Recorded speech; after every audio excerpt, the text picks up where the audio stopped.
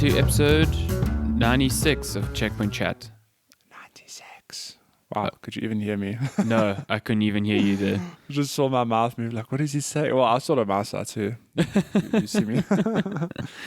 I didn't have Audacity open because I have all these other windows open for this remote recording. No. So I had to like, what episode is it? Make sure. Yeah. Yes, and that's Alessandro Barbosa.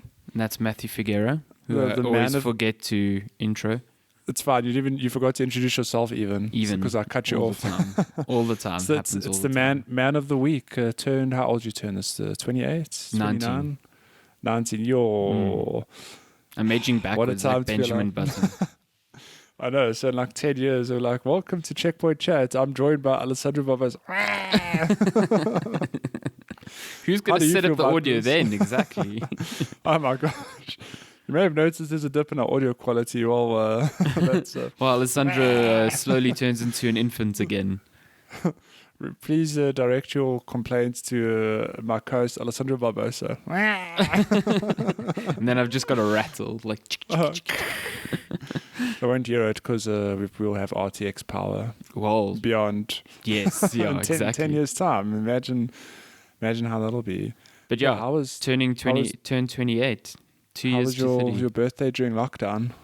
It was fun. I mean, I fun? didn't really do anything special. Just was at home with my parents, so that's cool. That's cool. My mom baked a cake, but it like spectacularly Oh, no. failed. So What cake was it? What is it meant to be? well, she makes this amazing orange cake that my gran used to make. That orange sponge cake.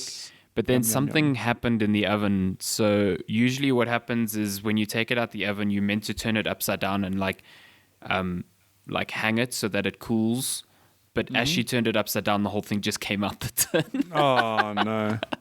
So it's like a smashed upside down orange cake. We could still eat it and it was still delicious. But it was just like malformed. And then she made another one yesterday, so I have more. Oh my god! So good. Well, let me tell you what happened last weekend. I bought. When did I go to the shops? I did like a shop about a week or two ago, and I saw that our fruit and veg had pre-mixed stuff. So I was like, oh, that's quite cool. Like just simple, everything's set aside. You just have to make it. So Like I bought what? Oh, like meals. Like No. So like I bought a focaccia, for example. Ooh. So it had all the flour and the yeast and everything in one bag, and it gave you like a recipe. I was like, oh, I'll try that. The week before, I'd made my own bread with the recipe I'd found off the internet, and it worked like perfectly. It looked real very good. Simple. I remember. It tasted real good. It's really nice. So like, oh well, let me. I've got like a nice bread recipe now. Let me try this focaccia mix because that's a good little start or thing to go to any meal. So I made this mix, and at one point it tells you to spread the. So like I've done everything, and now I've got this dough basically. It says spread the dough on a flat sheet and poke holes in it with your fingers. With your fingers? Yeah. And I'm like, okay, that makes sense. I suppose it's when it's baking, it like lets it breathe or whatever. Okay. But when I tried to make holes with my fingers, the dough stuck to my finger and it pulled up and it just went straight back down and like there was no holes. It's like, I don't know if it's meant to be like that. That's why I'm confused. I'm not sure. Okay. Well, that's what the recipe said, okay? So then I pop it in the oven, and Lenska and I are watching, like, oh, cool, like it's raising nicely. Like, then 10 minutes later, like, okay, it's risen quite a lot. Oh, no. Another 10 minutes later, it was like a thick, it wasn't a focaccia, it was like a thick loaf, it's like a square loaf of bread. Oh, my basically. God. So it was still delicious, but that wasn't like a crispy, thin-based focaccia. It was like a thick thing of bread, basically. It was like if you stacked like 5 focaccias on top of each other. Yeah, Oh no, my so God. it had like a crispy top and bottom, but then there was just like, that dough in the middle, that's whatever you would call it. Shit, it was still really nice, but that wasn't a focaccia. And I love it because everyone's like, it's still delicious. I'm like, yeah, but don't call it a focaccia because this is just This is a pizza. This is now a pizza. No, it's a square loaf of bread. That's what it was. Look, it's a good recipe if you want like a lot of bread to serve to people because it was still nice. Listen, Like, bread is fantastic. Bread is Yeah. one of the best things in the world. What do you like garnishing your focaccia with?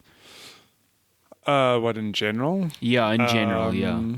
Just put a bit of. You just need like maybe a little bit of salt, and you can put some olive oil if you want. Like just a little. What I do like actually, a lot of places do a cheese focaccia. which is just Yes. a thin layer of cheese, and that is. I Just like it when they love. do that thin layer of cheese and then garlic. Oh my god. Yes, garlic's good. Yeah, garlic is so good. Like to the point where the focaccia almost becomes a pizza, but it's almost like not a pizza because it doesn't have a tomato base, but fuck, just give me that cheese and that good. garlic and I'm happy. That's basically why I like it as well. Yes, give me that cheese. That does Yeah, does so- Franco's do a good focaccia? They do. Oh They my do. God. And you know who actually does a nice focaccia whenever we go to Peri Peri Chicken? Oh, really? Portuguese place. They also serve pizza and focaccia, and they do a cheese focaccia. Huh. And we often get that as a starters. It's and just share it. It's really I mean, good. they're just, breaking all the rules of being Portuguese by making pizza, but I know. Like, well, this isn't very Portuguese. Can I please have a Portuguese steak pizza, please? Thank you. yo, I'd smash that. I Hey? don't think that exists, but damn, that sounds good. I'd smash that. Like, should make that. imagine I mean, I'm sure they do it, but like Peri Peri's chicken, but just on a pizza. Oh my god. Yum. Yeah. Well, speaking of good food, we've got to take you to the Leopard when the lockdown's done. We are very lucky that the Leopard still operates and that they do. I suppose that it is frozen meals. Okay. So I've still got access to that good buddy bean chicken curry. That thing is so good. It is so good. So you just buy the curry, make some rice at home, and smash it together, and it's real good. Oh my goodness. But here's a real question: lockdown. So lockdown is still kind of happening, but not really. Like they're lightening it a little bit. But we're getting to stage 4 on May the 1st. Yeah, and it's still a bit fuzzy what all the rules Yeah, are. they haven't really clarified. But my understanding is that when we get to stage 3, that's when the fast food places sort of open. Yeah. So what are you getting first? Stage 3. McDonald's, man. Getting that junior cheeseburger in my body so quickly. I'm ashamed to say, but I'm really missing some K-Swizzle in my life. Some Really? KFC? What would you get at KFC that you're missing? I don't know. It's such a guilty pleasure. Like maybe I haven't had dunked wings for so long, but I'm just like, They're so yum. good. So they are just life. Yeah, dunked wing. Okay, I'm there with you. The dunked wings are pretty good. They're pretty good. But just in general, I just want a good pizza. Yeah, I miss good I want pizza. I want a good burger as well. Although I'll say that Lenska did make some really good homemade pizza the one time. Yeah, I did see it. Looked really good. Was that also like homemade dough and stuff like that? That is proper. Yeah, that is 100% ground up. But like, make your dough. You like sort of fry it in the pan a bit along with your toppings, and then you pop it in the oven. It looked sound. almost like a deep dish as well. It's quite thick. Yeah, well, that's basically what it is. It's like a deep dish pizza, and it was really yummy. I've been making lots of pizzas, but not my own dough. Just buying those plain bases and making. Well, what them brand pizza. do you buy? Oh, the Woolworths one. When I can find it, yeah. There's a brand. I don't know if it's like a Checker specific or pick like whatever. I think it's one of those brands you can get anywhere. But it's called Dr. Utka. Dr. Utka. Utka. It's these like smallish, thin based pizzas, and they're actually really nice. You just add your own toppings. I love doing that at home, honestly, because I usually just smash some like pepper juice and olives on there, and very very frequently because we have like that vegetarian mince, that like fake mince, so we make like yes. so we make like bolognese, and then when we have leftover, I'll put a thin layer of that bolognese on the pizza. That vegetarian mince is, and I don't like this isn't a knock against vegetarian food, but it's like surprisingly good. It's really good. Yeah. Like if we've probably spoken about this before, but if you were to ever serve that to someone blind, I don't think they would know, to be completely honest. Well, it's like when it last year where you came over for my birthday and we had the lasagna. Yeah. Very difficult to tell. I think if you put it side by side, maybe you tell, but by itself, it's if you put really put like the two plates in front of you and you had a bite from each, you'd definitely tell. But like if you weren't told and you ate it, you'd be like, oh, tastes different, but you wouldn't immediately go to like, oh, this is vegetarian. Like, how did they make this mince? Yeah.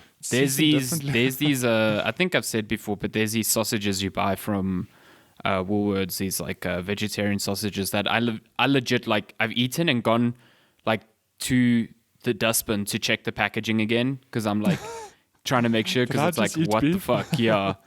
So it's amazing. It's pretty good. But that's not like Beyond Beef or anything. It's just No, it's just their normal brand. Like it the just a Wendy's Beyond, brand? they sell the Beyond sausages, but those things, I love the Beyond Expensive. burgers, but the sausages suck. Like the the sausages. sausages. Yeah, and they're like 200 Rand for 4. Yeah, Damn, and those they are some suck. expensive sausages. So, yeah, I'm not a fan of those. But the Beyond Burgers, A+. Good stuff. Good stuff. This is Checkpoint Chat. We're beyond the point of Wow, talking shit. Hey! nailed it. Nailed Just it. Landed, Nailed that landed this segue. plane seamlessly. Yeah.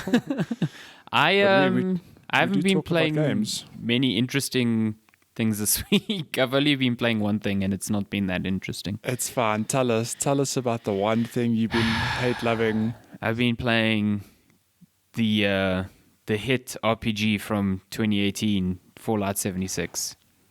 2018. I mean, when did it come out in 2018? It was around. I think it was the end of the year, near the end of the year. The end of the year. Like November. Because Let me just touching on 2018 quickly. This week, Santa Monica put out a tweet saying like, "Hey, it's been 2 years since God of War came out." I know, right? And I was like, was it 2? I played that game last year, and I was like, no. It's been 2 years April since God of War came out. I'm like, that's crazy. Where did the time go? It's I mean, it's so weird. It doesn't feel like 2 years ago. Yeah, I remember. This was before I'd moved in with Lenska. I bought and left my PlayStation here, and I played God of War here, like before I lived here. But it's such a, I don't know, it's like a different time. It's so weird. I So can't even imagine it. so Fallout 76 did come out in 2018. Yes. October. Yeah, October 2018, and then Because it was towards the end of the November year. 2018. Sorry, it got delayed a month. So a year and a half later, you're replaying it. Yeah, so the reason I'm replaying it is because so essentially I'm doing a re-review for GameSpot just because the game's received a lot of like updates since it launched, and the biggest one came out fairly recently called Wastelanders. And the whole idea for Wastelanders was to add NPCs to the game because if you didn't know, Fallout 76 when it launched, it had no human NPCs.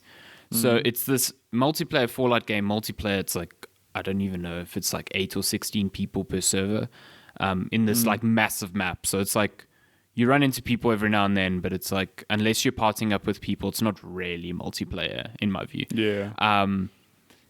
But basically your quests and everything were handed out via like audio logs or like through robots who were very you know, you get personable robots, but it wasn't the same.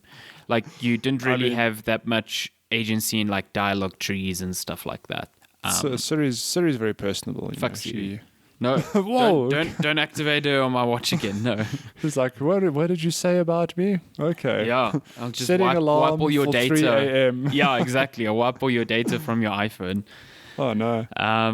So yeah, Wastelanders. The main thing about Wastelanders is that it adds human NPCs, but it also does like big things to the quest system, like overhauls the quest system. It adds a lot more options to dialogue, which come with the territory of talking to other humans, and then adds a whole new like story, which kind of like works off the ending. Well, not the ending, but like the thread of the main quest in Fallout 76. So in the original game, you're following the audio logs of your overseer, the leader of your vault, which was 76. And in Wastelanders, humans start returning to Appalachia, and that includes your overseer. So you actually get to see her, okay. which is interesting. So you did actually finish the like 76 when it came out. I Or is this what you- did, but I ended up couldn't starting remember. a new character for this review because I wanted to see after a year and a half like how things had changed in terms of like the onboarding and the early game and stuff like that, and they haven't really, which is a problem. So like you walk out the vault and there's immediately 2 people there, which is cool. It's like, oh cool, they're front loading the humans, and you get a quest line that kicks you off with some human quests and starts like Wastelander's story. But then you hit a point where you've just met the overseer and you have to be level 20. I know. And so then you're forced to just carry on with the quests that have been in Fallout 76 for ages, and it just dumps you back into like audio logs and robots and grinding out till you get to level 20, and that sucks. It absolutely sucks because those quests haven't changed, and because they haven't changed, they are very, very like monotone. Like listen to an audio log, go to a place, fetch a thing, usually come back to where you started, hand it in, go out somewhere else, come back to where you started again. Like there's a quest line with this robot who thinks she's like part of this raider gang, Rosie, who's actually a pretty cool robot. Like she's one of the best characters in the game. But man, you do so many quests for her where she's literally just sending you out, you collecting one or two things, coming back to where she is and doing that over and over again. And it's so tedious. Can you at least fast travel back to her? So you can fast travel, but it costs you money. It costs you caps. And what I found out yesterday, which I didn't know before, is the cap fee was usually pretty low. It was like, if I had to travel far, it was like 11 caps. So I was like, okay, that's not too bad. But the fee for fast travel scales with your level. So I've hit level 25 now, and I'm being charged like 30 to 40 caps to fast travel, which is like 10% of my overall money. And I'm like, this is fucking ridiculous. Why does it scale with your level? I have no idea. I'm like... it should be a distance-based thing, maybe. Yeah, so it does scale with distance. Like, the further you are, the more expensive. But now I've hit level 25, and I was like, why are all my fast travels so much more expensive? And so I looked it up online, and it's like, yeah, it scales with your level. I'm like, why? It's because you got more gear, man. It makes no sense. Heavier load. But it scales so drastically. Like I said, it's like every trip is like 10% of my total.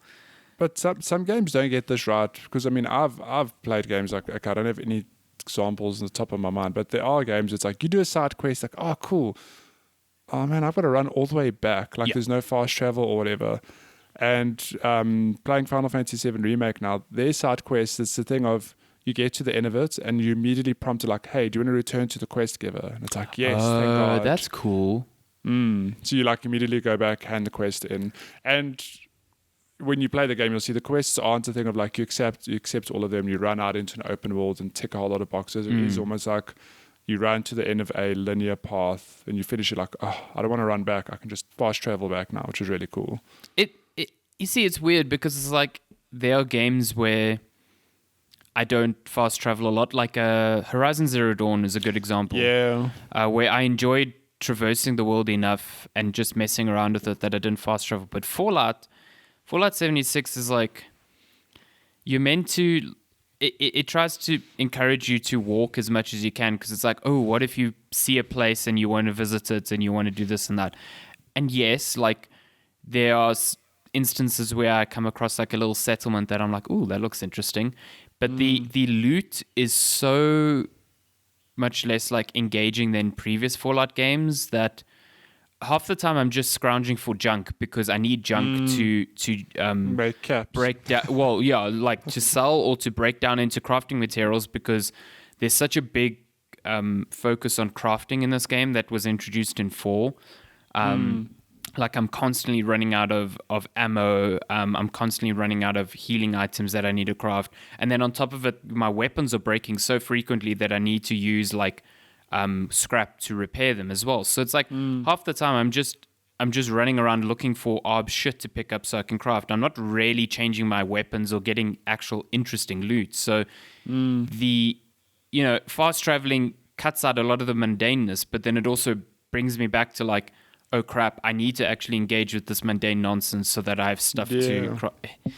It's just this balance that I didn't like at launch, and it hasn't really been fixed. And that annoys me, because it's like the actual content that's part of Wastelanders now is more traditional Fallout. So I'm not going to say it's like good Fallout. It reminds me of New Vegas and Fallout 3, where I'm making, like decisions in my choices. I'm siding with different factions, put it that way.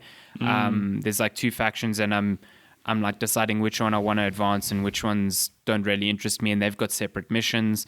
And then in conversations, my special points are coming into play. So if I've got more perception, I can solve things like in different ways. Fallout. Yeah, and that's cool. Like that's the part like that I enjoy. And even though the story isn't that engaging, like I actually feel like I'm role playing a lot more than I was in Fallout 76. But then it's like it introduces you to it, and then it puts you back into vanilla Fallout 76, where most of the things you're doing are just combat and picking up junk, and it sucks. Like the combat's not that good. The VAT system, because it's online, is completely, I think, pointless. It's not a VAT system. It's not a VAT system because nothing pauses. Yeah. So it's just like, it's not the same. There's no strategic element to it. And I feel like if you're not super invested in like taking hours and hours to build up a base and build up like these machines that generate junk for you while you're playing, like it's really hard to keep up with your ammo counts and your weapon durability and stuff. And it's not fun to engage with those things. Like there are definitely ways that I could play this game better to deal with those things better, but they're not fun. So I try and avoid them as much as I can. That's a pity. Yeah. But it's weird though, because despite Fallout 76 is honestly a case study for how not to PR a game. Oh, like, yeah.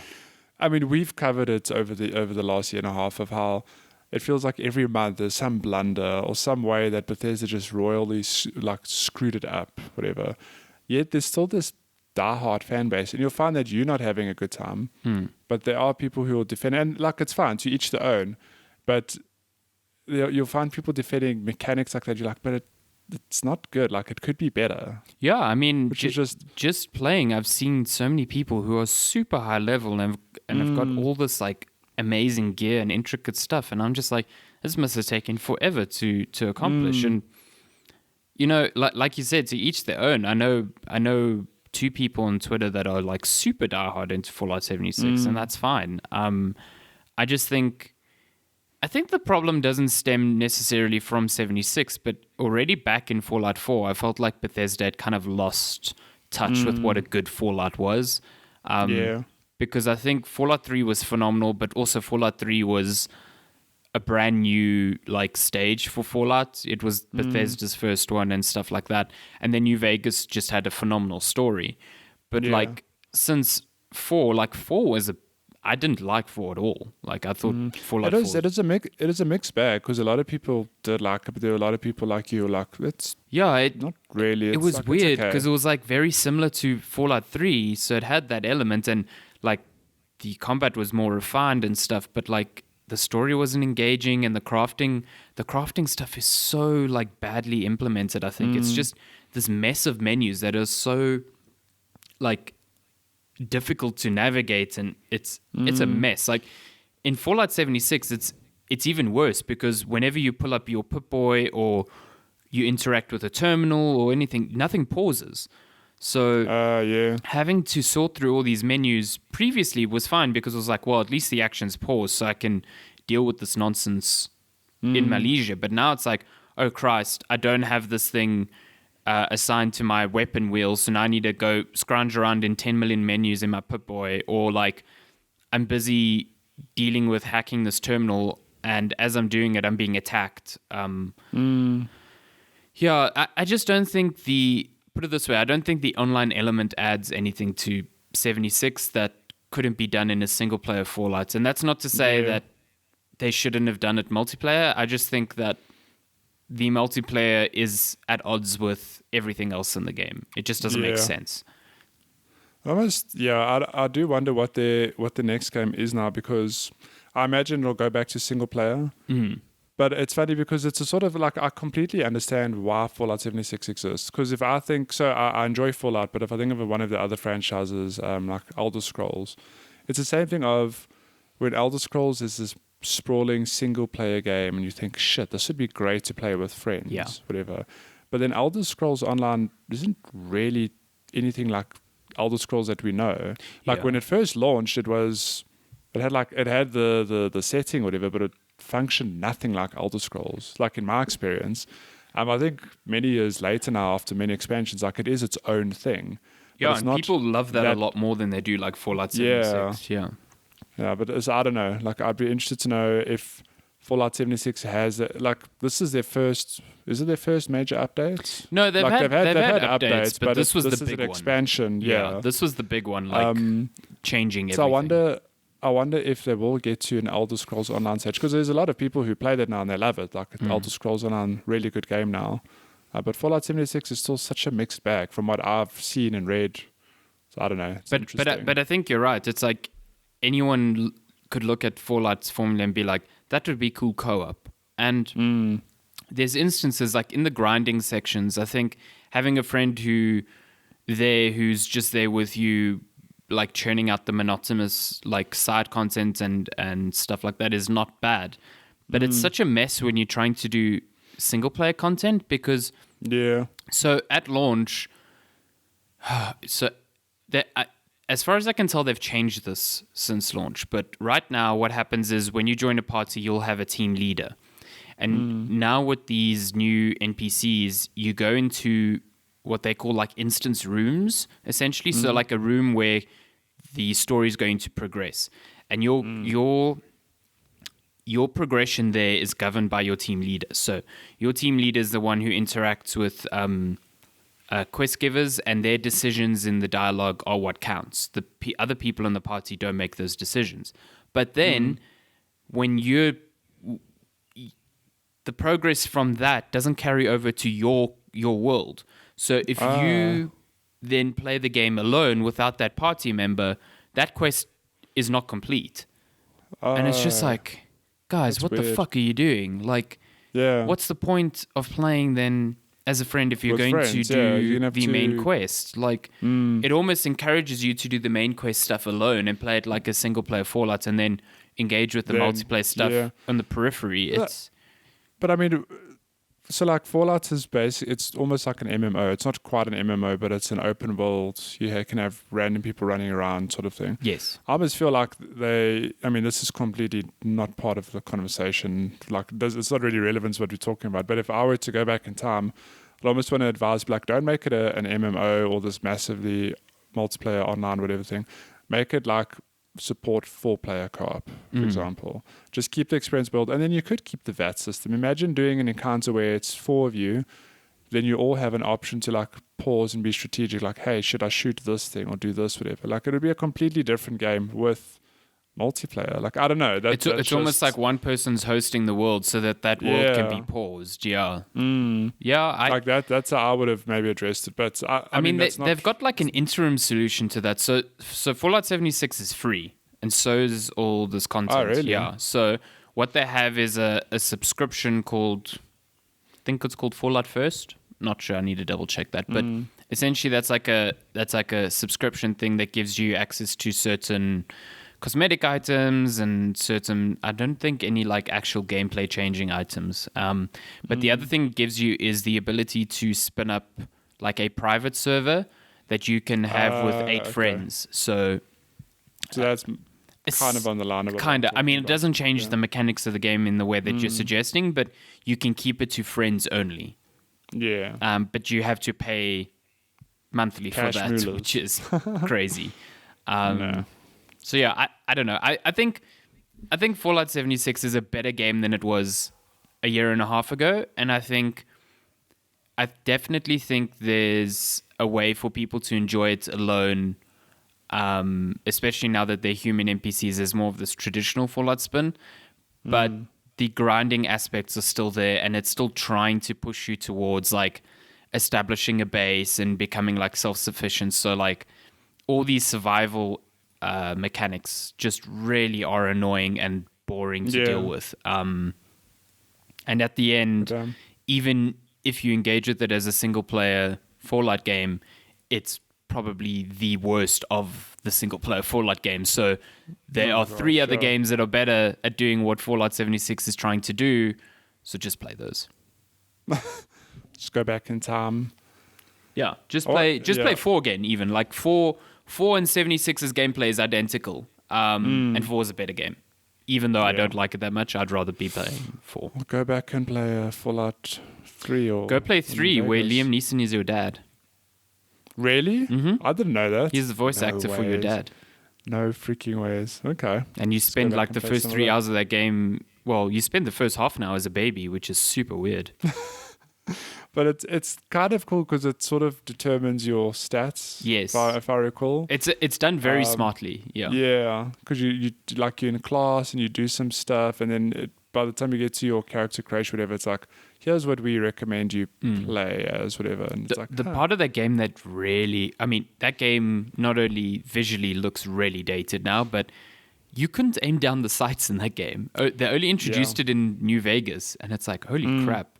But VATS in that game was so cool. Like, it was, yeah, super satisfying. I mean, I've told the story many times where I still haven't finished Fallout 3. Oh. But I played a lot of it, and I played and played and played until I hit the level cap. And I was like, okay, like I'm done now. It's such a good game. I should go back loved and play it. Fallout 3 so much. And some of the expansions for it are really good as well. They broke the game. Like, there was an expansion, the first one.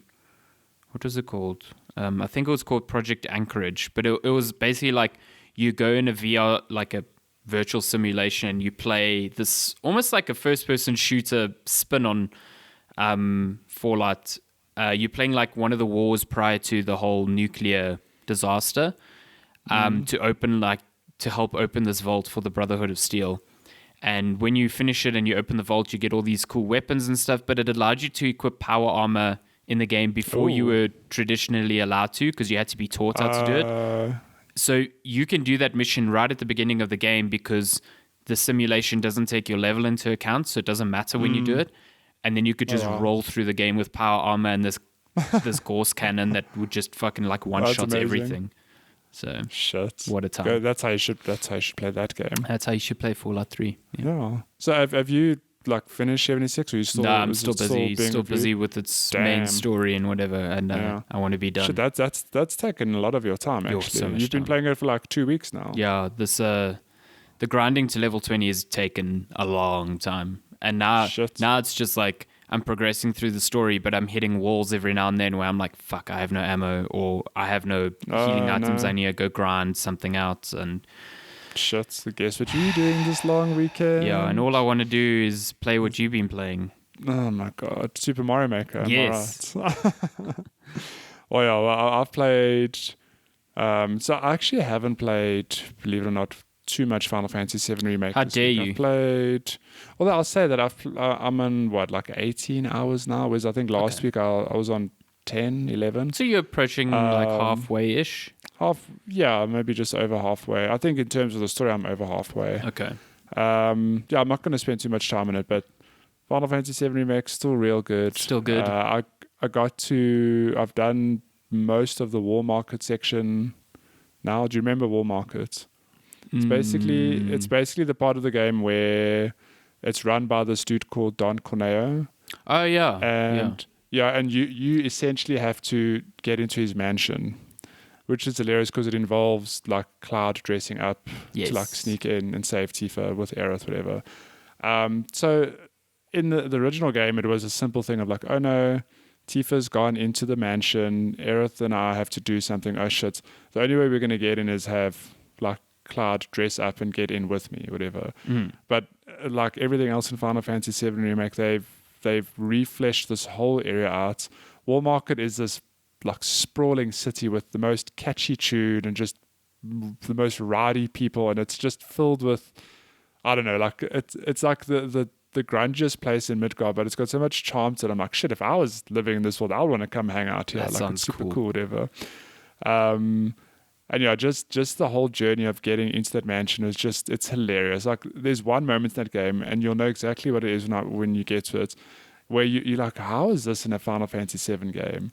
And I've seen people compare it on Twitter to, they say like, this part of the game, it's Yakuza, basically. Like it's so weird, and it almost, like it doesn't fit in Final Fantasy VII, but it kind of does as well. I just had a smile on my face the whole time. I was like, this is weird, but I'm having such a great it's amazing. Like I love that game, and I'm just dying to I'm in 2 months because I want to play more and finish it, but I don't want to because I really don't want it to end. Oh yeah, that's like when you know the game is good. When it's like I don't want to play more because I'm enjoying the feeling of having more to play. And like I haven't really spoken too much about the pacing, but I think the way this game is paced is so interesting and done really well in that I never feel like there's grindy bits to it. At least not that I've experienced it. There's no.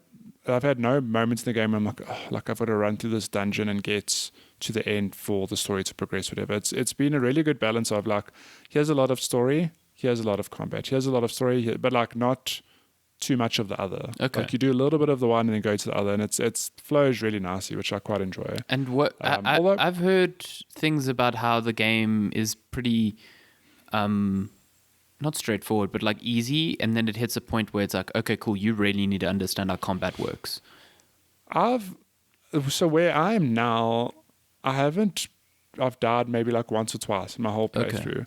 Okay. But I've fought, the last two bosses I've fought have been, I mean, the one in particular, I think it was challenging, but I just wasn't fighting the boss correctly. Like I wasn't taking advantage of weaknesses and stuff.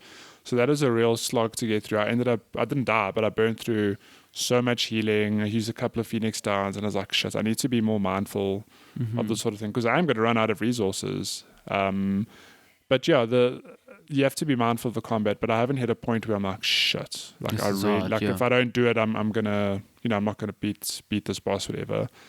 Because I remember the demo being hard. Yeah, the thing is, I think the demo is hard because that's you learning how the system works. Okay. But the moment you've got your party members, you've got your choice of materia. In the demo, you don't have, you know that the scorpions are weak to lightning, but that's it basically. But the moment you've got your whole party and you've got a whole lot of abilities to pepper in here and there. So like Cloud has an ability called, I don't know what it's called. I've gone blank, but it's very useful in raising the stagger meter. So that, for example, is crucial in you want to stagger an enemy because when they stagger, you do more damage to them. So you've got a lot more tools at your disposal, and you just have to know how to use them properly, I suppose. And it becomes a bit more natural, I guess, the more you play. Yeah, the more I'm still not taking my time, but when you switch between characters and you just choose abilities, it pauses the game. Yes. I still feel a bit clunky going through the menus, but that's me being clunky, not the game. It's Final Fantasy VII VAT system. It's Final Fantasy VII VAT system, but it's me still trying to like memorize, like, oh, I need to scroll down this much to cast that, and then it's it's like my own thing that I'm still learning to do. But yeah, it's great. Like I can't wait for you to play. You need to finish Fallout 76 so you can play this game. I need to do that. I also need to get to like Doom, and I also need to get to Ori Doom, and. Well, I'm gonna have time now because it doesn't seem like any new games are coming out for a while. So. No, yeah, shit. I mean, when's the next big release? Well, I don't know. There's no longer a big release in May, and I would be shocked if Ghost of Tsushima doesn't get pushed out of June. So yeah. So you're looking at like an open May and June. Yeah. So you've got 8 weeks to catch up with all this stuff. Yeah, and it doesn't look like we'll be let out to go to like movies and stuff like that anytime soon. So my weekends are going to be relatively free still. More time. No. Yeah. But you've also been playing some Mario Maker again. Yeah. So what's interesting with Mario Maker is that I've been wanting to get back into it for a while now. Because it came out and I played it for a good few weeks, streamed a bunch. And that was like August, September. So now we are many months late, and it's interesting because I picked it up again about a week or two ago, and I just played a couple of levels, like not really thinking too much about it, still enjoying it. Have we spoken about ninja runs on this podcast? I don't know if we have. We might have mentioned it because in we spoke about it so long ago. I'm not sure. So I think this came out in January, I want to say. Okay. So ninja speedruns are Nintendo-made levels in Mario Maker. Okay. And you get like one every 2 weeks. And it's a great incentive to go back because the levels they're pretty straightforward. It's like get from A to B. But what makes them fun is that they are designed to be speedrun levels. Ooh. So it's get from A to B as quick as you can. Ooh. Okay.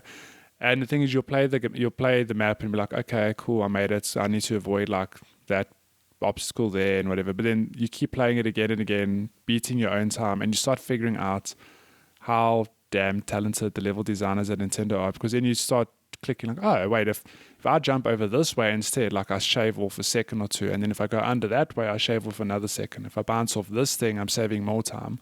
And then like one of my favorite things to do is to try to do a level, get it as fast as I can, then I go watch someone like getting the world record or beating it in a super fast time on YouTube, and you won't believe, like, oh my god, like I can bounce off this thing and jump over there, and it's like there's a whole shortcut, for example. Like, it's unreal how these little levels can they'll suck up your time, because you can spend so many hours trying to perfect it and figure out all these little nooks and crannies. So that you get one of those like every 2 weeks. There's about 8 or so now, and they're a lot of fun. That's so pretty cool. If you haven't played them, I mean, it's a nice reason to go back to Super Mario Maker. And do they shuffle between the different themes of No, types of game? yeah. Some follow. Yeah, one might be Super Mario 3, one might be Super Mario 1. Okay. Like, Because some of those have different mechanics, like Super Mario World has the spin mechanic. Yeah, I mean, one, for example, actually, I think that this came out around the time of just before the Link update came out. Oh, right, that even came out. I forgot about that. Yeah, so one of the levels focuses specifically on like playing as Link, those mechanics. And then again, it is a thing of like you shoot an arrow to get through there, you drop a bomb there to unlock that. It's wild. Like, I'd highly recommend you give that a go. Okay. If you're looking to get back in Super Mario Maker. So I played that, and shit, just like weird coincidence this week, and I'm sure, well, we'll probably talk about it now, not in news, but they announced this fat update. Yes. With like, they say it's the last big update for Super Mario Maker. It just introduces a whole lot of new power-ups, which is going to inject like a whole new level of creativity into what is already a very creative game. Yeah. So one power-up they introduced, for example, is very clever, because Super Mario Maker doesn't have Super Mario Bros. 2 as an aesthetic or anything, because mechanically that game is just very different. Yeah. You can't flip between the worlds like you would from 1 to 3. It wasn't or even vice versa, traditionally a Mario game at first, yeah. Yeah, so what they've done, instead of putting a whole unique aesthetic, they've just put the Mario 2 mushroom. So if you pick it up, you can stand on enemies' heads, but you can pick them up, which is a very Super Mario Bros. 2 thing. Can pick up a Goomba? You can pick up a Goomba and throw it. But you can only use this power up in like the Super Mario Bros. 1 worlds, if I'm not mistaken. But that is a whole nother layer of mechanic that you can use in creative ways to make puzzles. Because I assume you can use like a Goomba to activate power blocks and stuff like that. Well, yeah, if you want to maybe pick up a Goomba and throw it at a power block, for example. But I had played a level where, because you can jump on the enemy's heads without killing them, you can stand on them. It is a thing of jumping across like this huge cliff just by jumping along enemies' heads. Like, there's just simple things like that, which is cool. Which changes the whole like fundamental makeup of some levels. Yeah. So a lot of people are going to use these. That's one power up. I mean, shit, there are a lot. You get a new bullet bill power up where you become one of those bullets. You can like jet across the screen. They put Mario Odyssey into Mario Maker. Basically, there's the frog suits, which is like from Super Mario World, Super Mario Bros. 3. There's one outfit I'm not at all great with. It's like, it's not the Tanuki from Super Mario Bros. 3, but you basically like a flying squirrel. Okay. So you can glide in the suit and you can launch into the air. Okay. But like I'm not great at it. So Mario can be a frog, he can be a cat, a Tanuki. Oh yeah. Yeah, there's a whole lot. So this update essentially introduces all of those power-ups. And it also introduces actual builds, so you can string levels together now to make your own Mario game. I think really this is the coolest parts of the update, because people have been asking for this. Yeah. So I played one this past week, and it's interesting because it really plays out like it's your own game. You get to like a launch screen, and it'll say Super whatever your name is world. Okay? Super Matty World. Super Matty World, and then you've got a whole world map which you can customize, filled with your own levels. And when you finish all of those levels, you actually get like an end game screen, like, yeah, you saved Princess Peach. Your princess is in another castle. Yeah. So it's just an update that people have been asking, and all it really does is lets people string a whole lot of the levels together, and they can make a narrative, I suppose, if they wanted to. I think that's the coolest thing. They can really mess with like a theme for their game, because like Mario World 1 has a theme and World 2 has a theme, so that's pretty cool. And I think I could be wrong, but I think you can string together enough that you have 40 levels total. Holy shit! I That's like a stand to be whole corrected. That's like a whole Super Mario game. It's a thing, yeah. That it's like you can make your full-on own Mario game. But I'm interested to see how that works because I found like the appeal from most Mario Maker levels, although it changed a bit in 2, but it's to make like very difficult levels. Like the ones you stream are very complex and like Yeah, I'm interested to see if people can make a world that feels like a traditional Mario game. You know what I mean? Well, I think so. The update only came out this week. It was announced and it came out this week. Yeah, that was wild. I think- saw it announced, and you're like, "Oh, it's out today." I was like, "Oh, Yeah, it took like 2 days later. It was out. I mean, give people enough time. I'm going to give it like a week or two. Then I'm going to Google like best Super Mario Maker 2 world, whatever, and you'll find that there are these highly rated ones that are made by these great level designers who either strung together these, like you said, incredibly complex levels, or just made fun levels to play, like fun narrative levels or just fun mechanic based levels. I know there is that tag when you search, like when you create a level, you can call it like classic or traditional. So someone tries to recreate a more traditional Mario experience. Yeah. I want a Super Mario world where all the levels are autonomous. I love those I mean, levels. that'll probably be done. Those levels So- blow my mind. I know. And yeah, so if you don't know what we're talking about, these are levels designed so you put the controller down and you watch Mario get pushed along like a wild machine. It's like the good part of that conveyor board belt. game Mousetrap. It's building the thing and Yes. watching it execute. That's all it It's is. the best part. So, sorry, I know I spoke about the update, but point is I played a lot of Mario Maker 2. I streamed it Tuesday and Thursday. Where'd And you Thursday stream it, I Matty? actually twitch.tv/HarryNews. So Tuesday I played like 2 hours and bounced off to Counter-Strike because I ran out of levels to play. Yeah, you're But on looking for something Thursday- easier, you know. Counter-Strike's easy. Oh yeah, I've got to play an easy game. But on Thursday, weirdly enough, I just had people coming to the stream and sending me their levels, and I Oh, played really? like a solid 5 hours. In That's this so game. And cool. I had such a good time. One level took me an hour and a half. Was that the one you posted on Twitter where you kept like... No, No, okay. I have to post one. So the one on Twitter that I posted was a lot of fun. There were two So you posted on Twitter. Yeah, so you saw the second one, I think. I You saw talking both. about I saw the second one with all the power blocks that you were going like super fast through. Yeah. And then I saw the So one the other where, one- oh, Jesus, this one blew my mind, where it's like you jumping, then you spinning on certain things, and then you like changing direction and constantly. Yes. Holy crap, that looked so Yeah. intense. So the thing is, a level like that is challenging, but it's more about remembering what to do at what part of the level. Mm-hmm. So it is like, okay, I'm going to jump here, I'm going to do a Z jump here, and then I'm going to spring off here, go back the other direction, jump up, go back. Like it's the challenge there is just figuring out And a what lot to of do trial and when. error, I assume. Yeah, it's trial and error. But then when you get it together and you do it, it's like shit. It's fun to watch. Like I It watched is, that replay. yeah. I'm like shit. I can't believe I did that. But it wasn't a thing of like, wow, that was raw talent. It's like, oh. I mean, you're what a also pretty thrilling friggin' thing good to at watch. Mario, let's be honest. Yeah, but a level like that, I think anyone can do it with enough trial and error. Mm-hmm. Okay, but there's another level I need to share. The one that took me an hour and a half was pure like you need to really think about your platforming. You have to be so careful about what you do, and also a lot of trial and error because you get to another part of the level, you're like, I don't know what to do here. Mm-hmm. You die. Like, oh shit, now I've got to grind my way back to that part of the level. Oh, I need to do. Oh shit, I died. Mm. You know, and then figuring out what to do. I'll share that one. That took me an hour and a half. And when I finished it, even the level creator's like, wow, I can't believe you finished my level. I'm like, oh no, I'm stubborn. Like I'll wait and I'll figure out how to do stuff.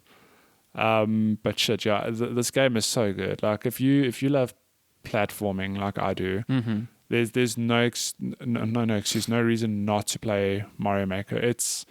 There are so many levels, and you can spend hours upon hours just getting lost in the most inventive and creative inventions. Like I'm still floored by when I get sent a level and it's like, oh, that uses this mechanic. Oh, it uses it in this way. Like shit, I'd never have thought of that. Mm-hmm. Mm-hmm. And yeah, it's interesting that they say this is the last big update, because I do think like you hit a point with Mario Maker of like what else can you introduce, but it's like I can understand why, because there are enough tools in this game now. Yeah. You can really like just leave it be for a few years and then I don't know, if the next Switch would ever do Super Mario Maker 3, or don't even do Super Mario Maker, do like what people have been wanting is like a Legend of Zelda Maker, where you can maybe introduce that sort of game. Like, I don't know. It's just interesting.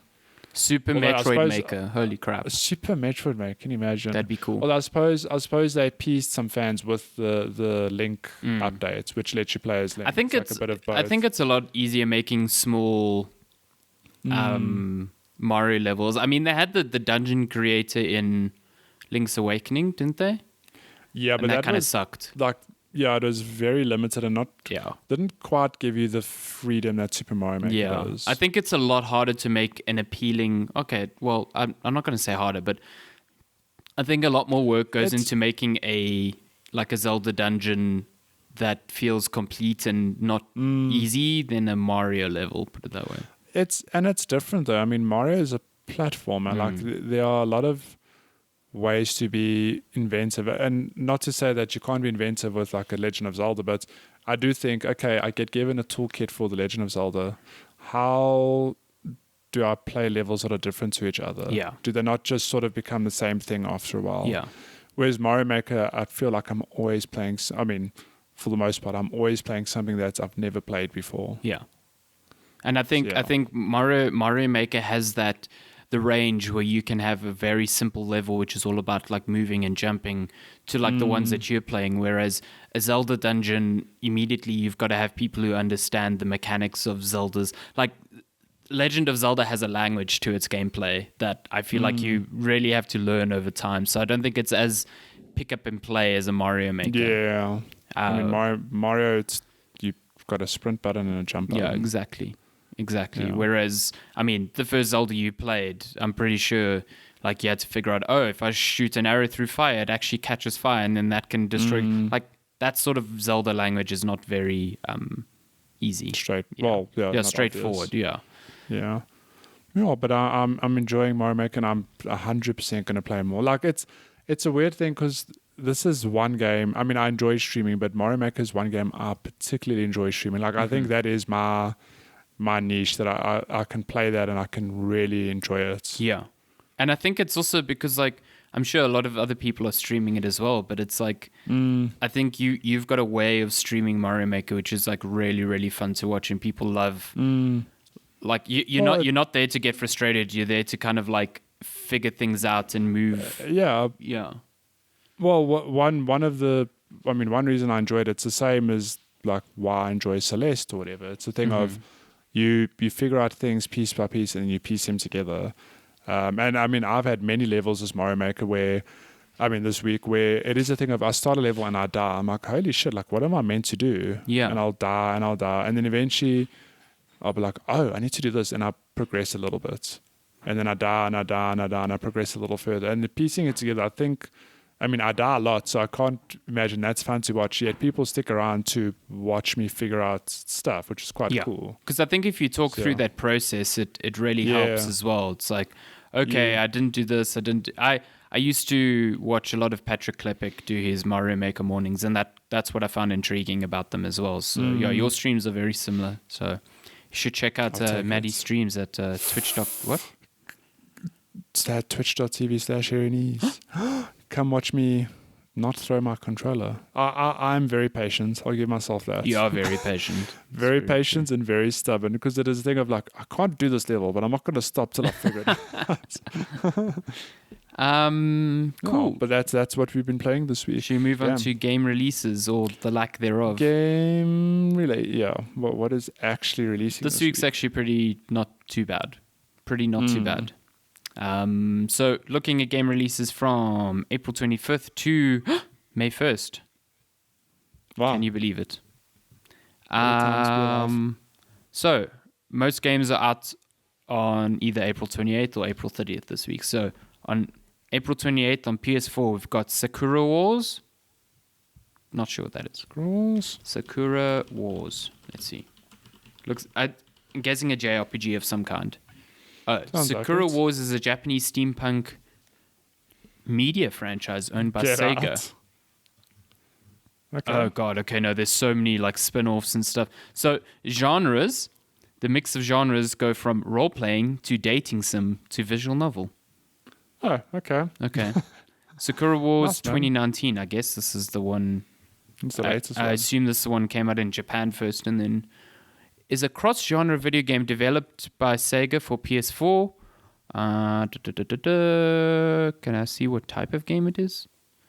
The gameplay combines overlapping action role-playing, dating sim, and visual novel elements.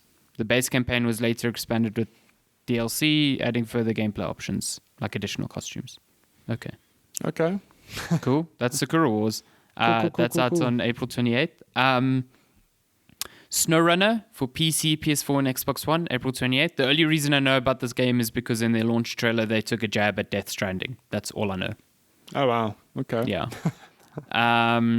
Also on April 28th, Moving Out, coming to PC, PS4, Xbox One, and Switch. This is like an overcooked-ish type couch co-op game that It's an adult simulator. Moving Out. It got reviews this week and got very good reviews. So Oh, nice. yeah, it's like that silly, puts you in silly scenarios where you have to move furniture around and like just like Overcooked. Like why would anyone be cooking in this scenario? But you're moving out. Why would anyone be cooking on moving vehicles? Yeah, that's always or like in an active volcano. Why not? Yeah, why not? Just do it. So that's So instead of asking for onions, you're going to be asking for help moving the couch and moving out. But that's out on April 28th. It looks like a lot of fun. Also on April 28th, Gears Tactics on PC. I'm curious to know how this game does because it looks good. It looks like really it really good. does look good. Yeah. So it's on Games Pass. You it can be already good? preload it on PC if you like. It's coming to consoles later this year, if I'm not mistaken. But it's only launching on PC. So it's actually interesting that there's like I couldn't even call it an Xbox exclusive, but it's an Xbox franchise title coming to PC first. yeah, and then exactly. Xbox. Yeah. That's just interesting. It is cool though, because it's like if you're into the XCOM sort of stuff, you had Chimera Wars, which came out this week, which apparently isn't super fantastic, but it's like a good experiment for XCOM. That's fun. I still need to give it a go. But yeah, Gears Tactics looks super cool, and I'm stoked for it. Down. Then we've got Legends of Runeterra on PC and mobile. Isn't that the Riot game? Oh yes, it is. It's a card game. Oh, so it's coming is this to their card to game? mobile? Yeah. Yeah, Legend. Oh, it's coming to mobile. That's cool. So what's their auto chess one? Teamfight Tactics, right? Teamfight Tactics, Okay. the auto chess one, and then Legends of Runeterra is like their Hearthstone, if you want to call it that. Okay. So yeah, it's coming to PC, Oh my God. Android, and iOS. And then they've got Valorant coming at some stage, right? Yeah, they're doing this stuff. Did they you are see going to I print guess money. it's sort of news, but they announced a new character for Valorant, and it's straight up just Reaper from Overwatch. Really? I actually haven't seen that. He can That's hilarious. phase, like teleport small distances and big distances, and he like adds smoke, and he sounds all like ghoulish, and it's not even Okay. like trying. It's like so shameless. It's like, hey, Overwatch, we see you. Yeah, we see you. Yeah, it's so funny. Shut. And then the last game out this week, Streets of Rage 4 for PC, PS4, Xbox One, and Switch on April 30th. What a time to be alive. Streets A of new Rage. Streets Did you of ever Rage. play the OG Streets of Rage? I Good know Lord. of them, but I've never played one. I don't think. I've played the OG. Shit. Like the over first- years the many first times. Streets of Rage. First one, yeah. Apparently, this one I think- it's got a lot of good hype behind it. Like a lot of Streets people of enjoyed what they Rage. played at like E3 and stuff like that. It looks really nice. I like the visual aspect of it. Yeah, I think I played the original Streets of Rage.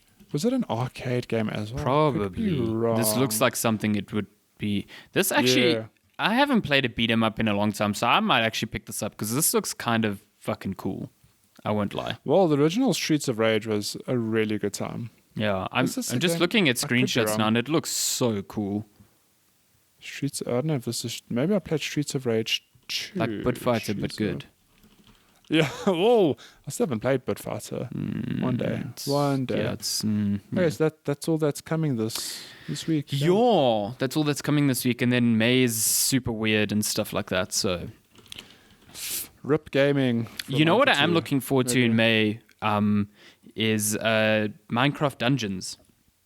I'm actually. That comes out on my birthday. I think it's May 26th. It is. I think that also is going to be. I mean, not like a surprising hit, but It looks looks like cool. a lot of fun. It looks like a really it's- chilled out action RPG, and I'm super stoked Yeah. for something like that.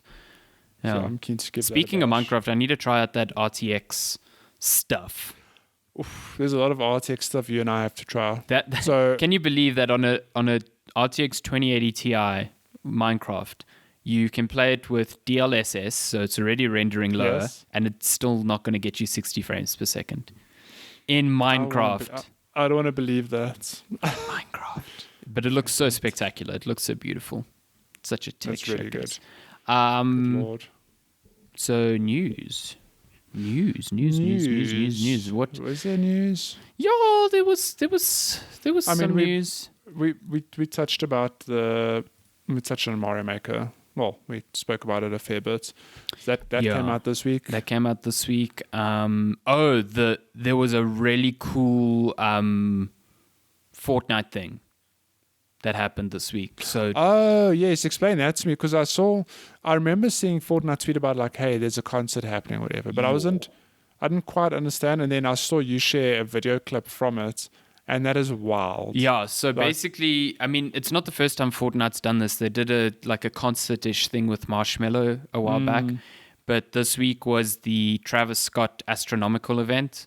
So it worked in the same way. It was like at a specific time, if you got into a game, like the game it disabled like weapons and everything, so no one could kill each other, and then the circle kind of pushed you towards where the concert started, and then it was like I think it was about like 12 minutes, like a 12-minute visual concert thing with like Travis Scott's music and stuff, but it was unreal. Like they've got a Travis Scott skin in the game, so he's like this.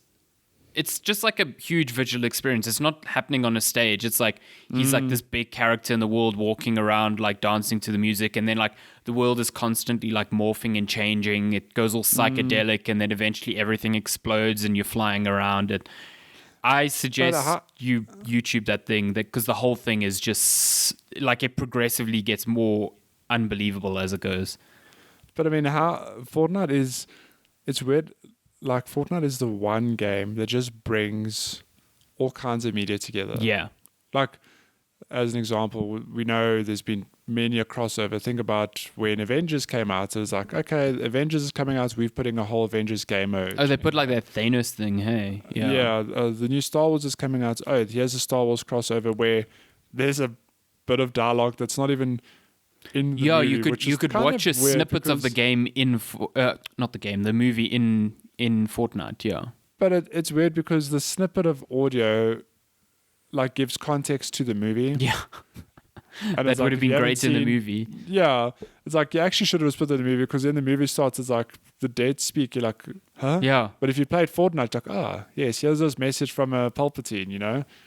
I don't know. But like, just on that note, it's like Fortnite is such a cultural touchstone. They had a freaking concert in Fortnite. It's what the heck? And they set a new concurrent player record.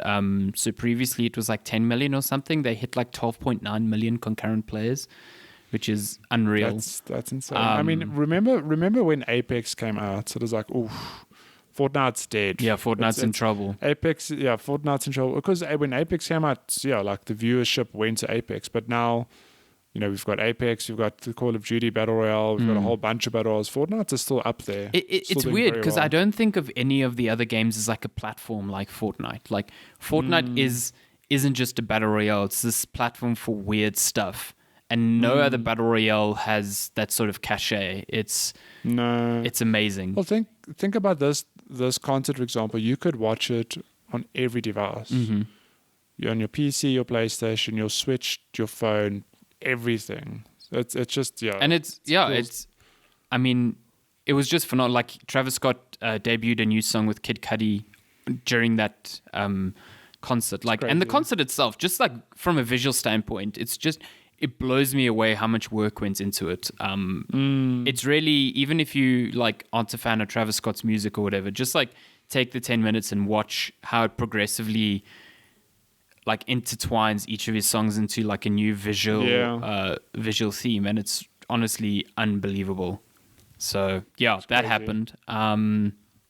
What else?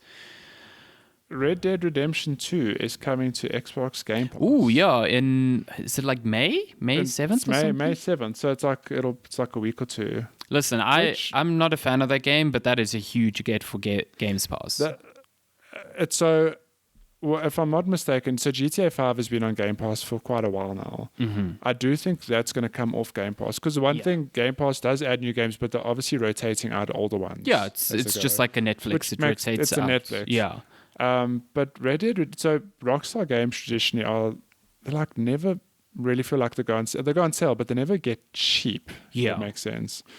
And Red Dead Redemption 2 is what, like a year and a half old? Oh wait, I lied. It's 2 years old. Came out came out in 2018. Yeah. Yeah, but it feels like it's not that old. It's still really there. It's still like not everyone's played it, and I think it's just a big get for games. It's weird that they're taking out Game Pass. GTA 5, but at the same time, like, who doesn't own GTA 5 at this point? But I mean, think about how it's like Game Pass. We've always said it's a great service, but this is the thing. It's like people sit up and be like, "Shit, Red Dead Redemption 2. Like, I'll pay $10 a month to play that." Oh yeah, or to at least try it. Yeah, or at least just paid for the month just to play it. Yeah. No, exactly. I don't know if it's coming to Xbox Game Pass PC. No, it's only on consoles. It's only on Xbox. Yeah. It's only on consoles right now. Yeah. But still, that's like a big deal. Shit. I mean, imagine like just any AAA title if they can cycle that on every few months. I mean, they do. Like, I'm speaking shit, but I just think of Rockstar's games as like they're like a whole nother plane. And to have that on Game Pass is just insane. Yeah. No, it really is just an unbelievable like service. So yeah. There's also more Nintendo stuff. They basically added... So Animal Crossing got an update on the 23rd of April. And the main thing is that it added 2 new merchants. Let's see. Leaf. Yeah, Leaf, who sells a lot of like flower stuff. So she'll sell you like shrubs and... seedlings and saplings and stuff like that you can't really find at Nook's Cranny. And then you've got what's his name? Red? He's like I think it's like a fox. Yeah, he's like a fox who like sells you art on his dingy ship that docks at your island. What I didn't know is that so both of these have been in previous Animal Crossing games, and Red in previous ones there was a mechanic where you had to kind of determine what sculptures and artworks were fake and which were real to buy. And that's here amazing. In this one. Yeah. So basically, when you buy artworks, you can now donate them to the museum. There's a new wing just for art, like as if that museum wasn't colossal already. Yeah. But you can only donate authentic Real artwork art. and sculptures. So you have to like buy the correct stuff from Red. So you keep the fakes at your mansion and then donate the real stuff to Bladders. essentially. Can I tell you, the Animal Crossing is such a thing that when they announced shrubs and plants, I got excited. I was like, wow. Your I shrubs. Can't wait to, and I was like, am I really getting excited for an update that's about more foliage? Like shrubs especially, man, that shit looks so nice. God. Like where they were showing It's super examples of pretty. how you can use it to like make parts and stuff. It looks so good. So good. Lenska's are playing Animal Crossing as we speak, Right planting now. her shrubs.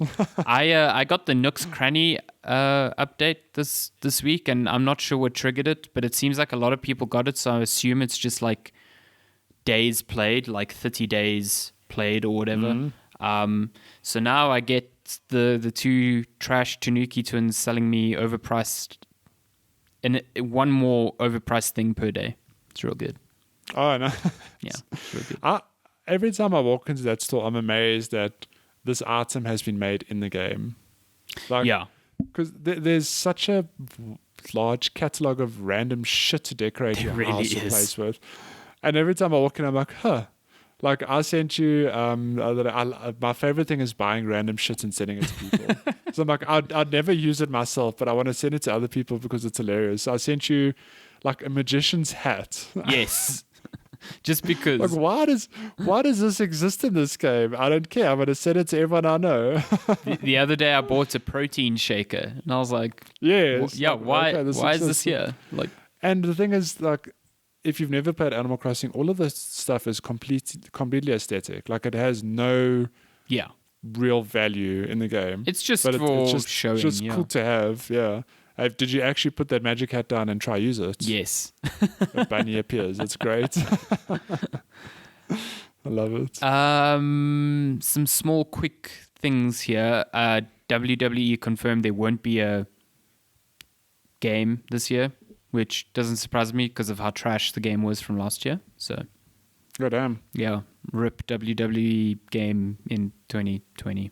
Corona took it. Yeah, I know. Death Stranding is on PC has been delayed until July. Yes, it did get delayed. I saw When is it meant to come out? beginning of June. So now it's like mid-July. It's mainly because Platinum. Kojima Productions moved to remote working. So obviously so that it's a bit of a- affected some of their cadence.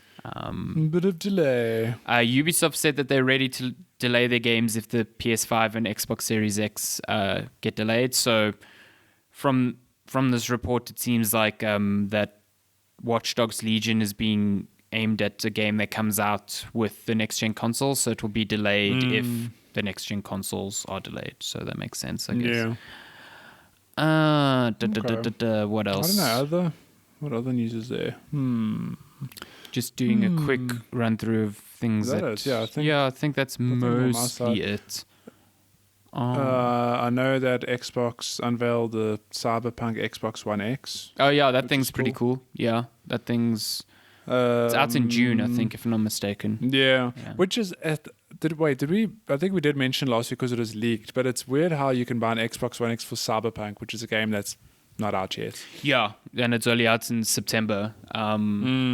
It's. I think Microsoft said this is also their last limited edition Xbox One that they're making. Such as your Son of the Times. I think the console looks Project pretty Series cool. X. I really like the like look it. of the controller. Like the controller looks pretty Also hot. quite like it. Some good stuff.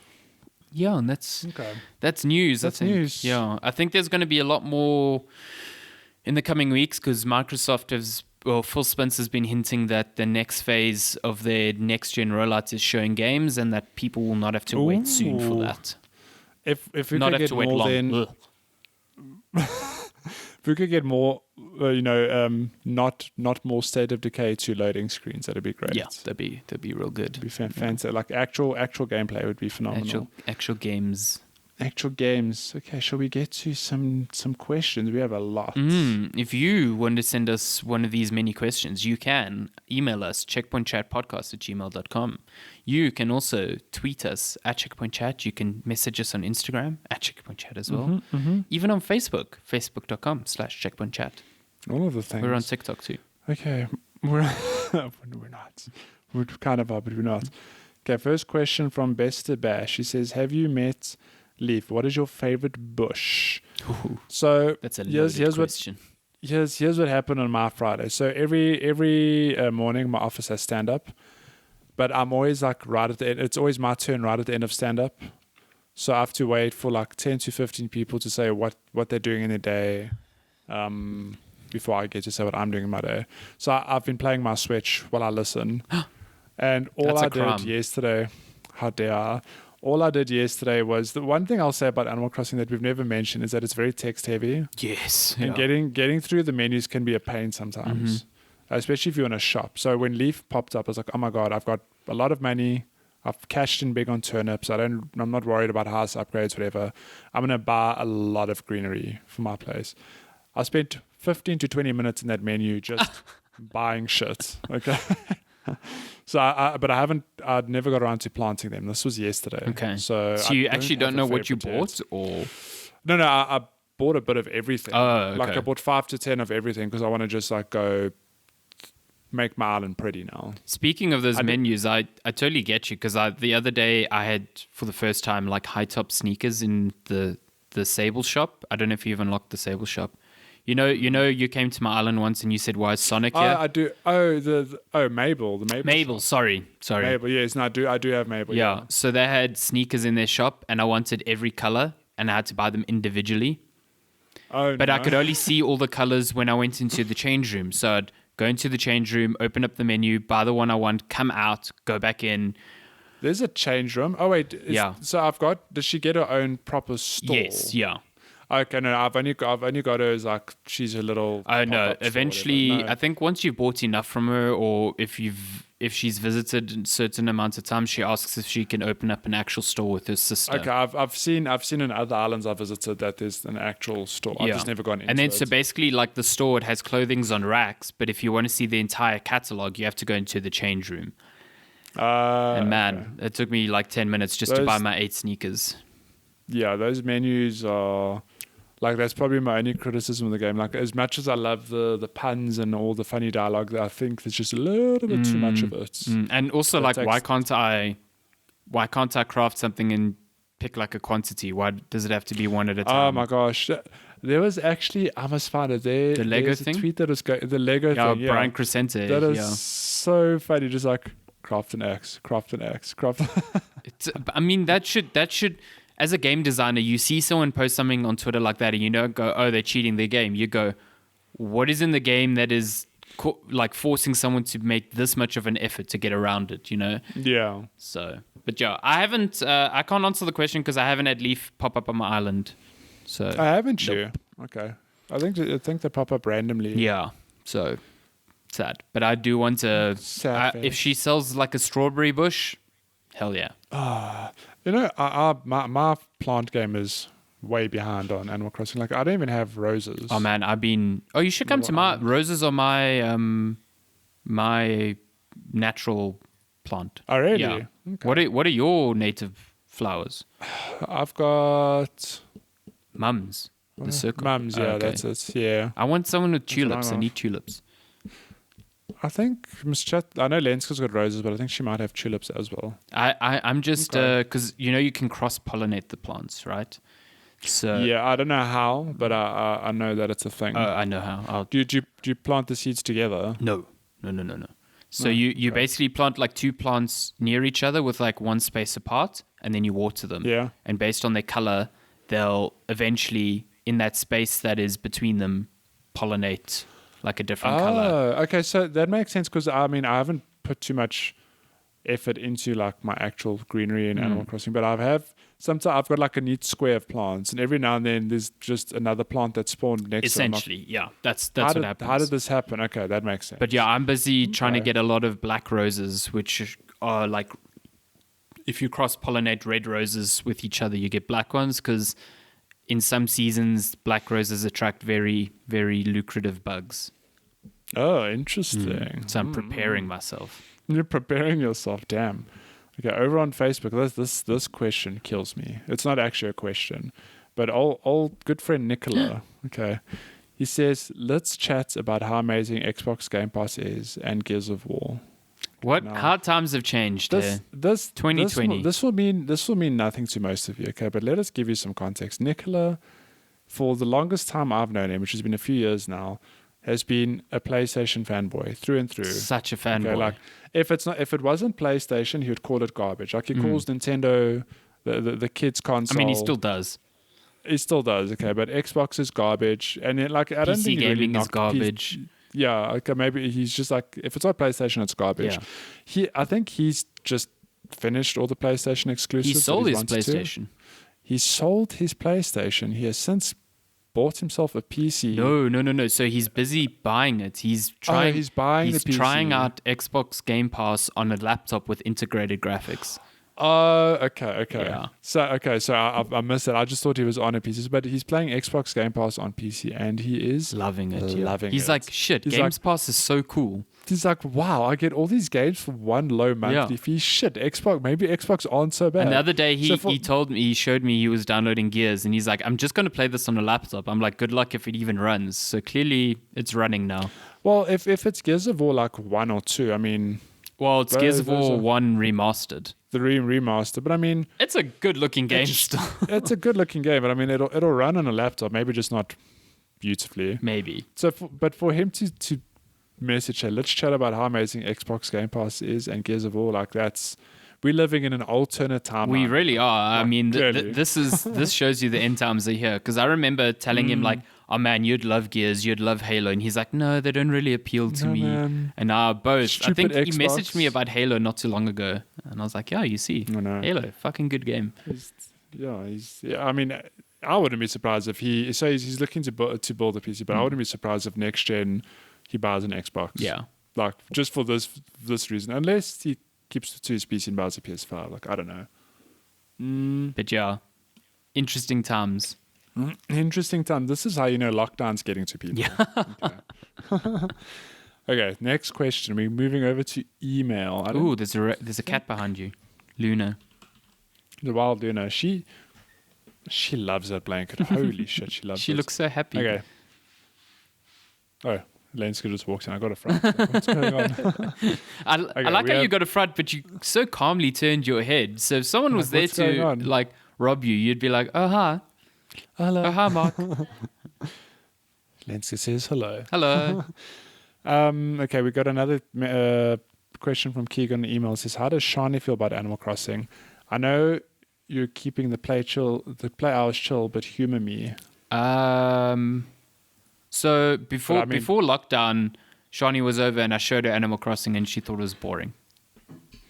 But I think watching Animal Crossing is a very different experience to starting your own island. Yeah, I think it's the same thing because I think when I got Animal Crossing, because there is a multiplayer, but I wasn't quite sure how it worked. And it's garbage. So I told Lenska, like, let's sit down and maybe we can play together. And she watched the first hour and it's like, oh, yeah. It's okay, whatever. I don't think it's a real spectator game. No. So I did get her to try Stardew and she was kind of getting into it, but I think like you said last week, like Stardew isn't as chill as Animal Crossing. Like Lenska also never got into Stardew that much. I think just the way the game struck, like Animal Crossing is very good at funneling you and directing you to do a specific thing, where Stardew is very much like, okay, do whatever the hell you want. Yeah, and then if you too freeform. Like one reason Lenska enjoys Animal Crossing is that she has a clear objective or two. It's like, okay, I need to pay off my home loan. Yeah. Or I need to do that and I need to like allocate a tent or build this, whatever. So yeah.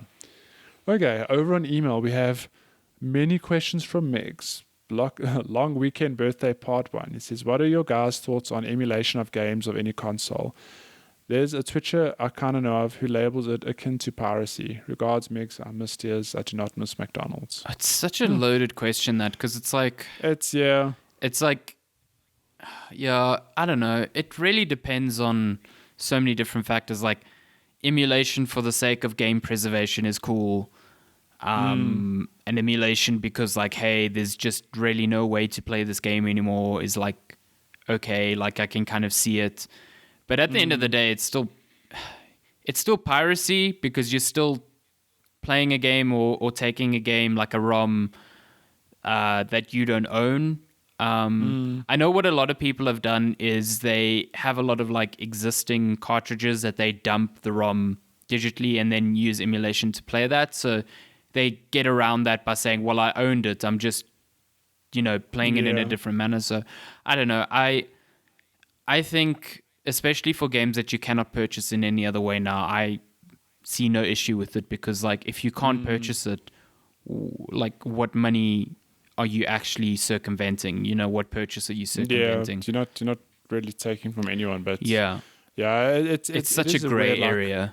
It's I was just going to say it's a gray area because exactly how you explained it is. I mean, if you could emulate a PS4 game, like I'm going to emulate Bloodborne.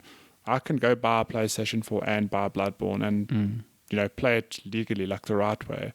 But a lot of people just sort of glaze over that with a lot of the older games because, well, like you can emulate a Game Boy game and where you're going to buy a Game Boy today and find a cartridge of that specific game. Like you can, but like the effort required to do it or even the money because, I don't know, like it is a weird gray And area. It becomes even more weird and gray when you think about like... when Nintendo brought out that NES Mini and there was that whole controversy that they had just taken ROMs from online, not even their own ROMs, because they featured headers from modders. Like, and it's like, well, what the fuck? Like, if Nintendo's even using ROMs that have been dumped on the internet, it's like, then it's a bit yeah, weird, it's super weird. But like in terms of, I think a lot of people are using it for the right means. Like game preservationists are using it to make sure that people can still play games, because that is a big thing. Like when games go out of circulation and they disappear, like it's part of the cultural aspect of the industry. Like movies don't have that problem, music doesn't have that problem. So No. I think there's a lot of good work happening in that space, but I don't think people should be emulating Switch games on PC. Yeah. You know what I mean? Well, it's actually funny that you just pointed out like movies and music don't have that problem, because there's Spotify and Netflix, for example.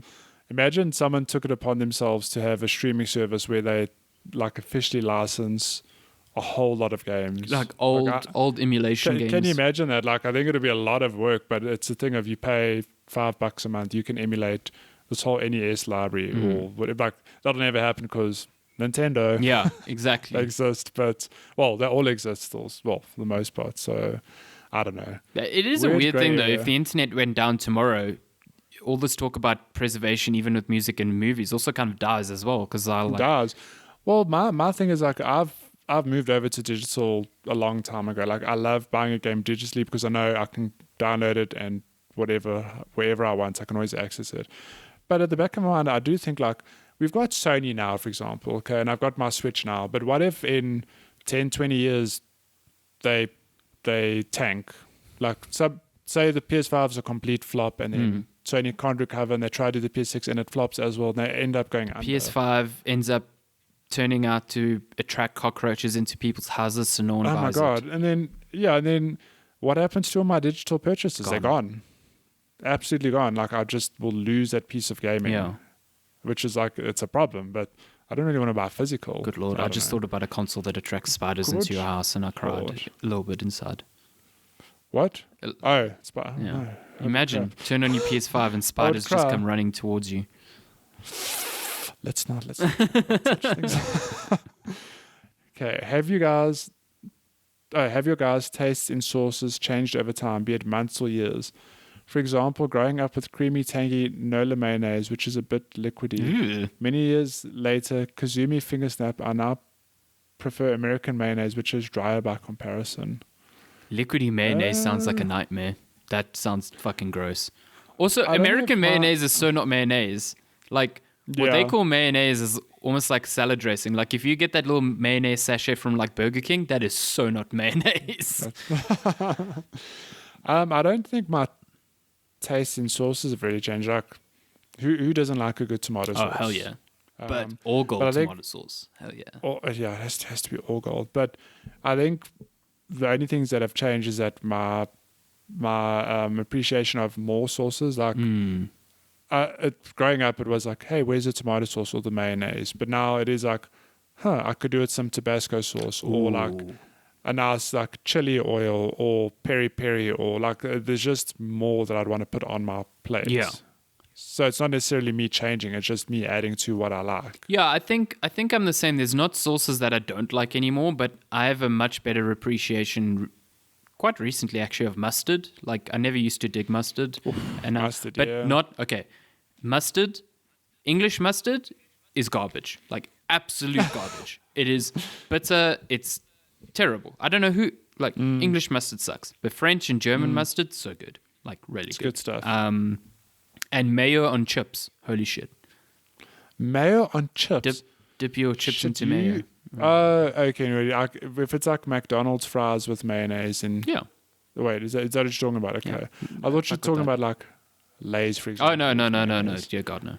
I was like, but then we start getting into territory of dip. Okay, and some dip is real good. You get some good. I love now mixing tomato sauce and mustard and getting that shit going. Tomato sauce and mayonnaise mixed, it's a good time. Pretty good. It's so creamy. Okay, question 3. In what kind of environment do you sleep in? Are you a light or a deep sleeper? For me, I like it to be dark as possible with no noise, with a pillow and duvet blanket in a straight arrow position in a bed. But I have the ability to sleep almost anywhere at any time, including noisy locations. I won't be completely refreshed when I wake up, but at least I hit over 60% of having the benefit of rest. I'm a deep sleeper, which essentially means when I sleep, I am out. It takes a lot to wake me up. Alarms lose their effectiveness by the third night. I get woken up by people who are woken up by my alarm instead. Damn. I think for the most part, I'm a deep sleeper, and I can sleep under any conditions. And I'll give you the perfect example. Okay, so Lenska starts work at 7 in the morning. I only start work at 9:30, which means Lenska's getting up a lot earlier than I am. Okay, under lockdown, it hasn't been an issue, but when she goes to work, she normally blow dries her hair in the morning. Oh no, that's quite noisy. And I think when she first started, it was a thing of like, shit, it's very loud. And she'll ask me like, I'm so sorry, but I just need to blow dry. I'm like, I'll go do it in the cupboard, whatever. And eventually I was like, please don't worry, like I'm a deep sleeper. And the reality is she'll ask me, can I put the lights on? Like, yes. Do you mind if I blow dry my hair? And I'll like half asleep say yes.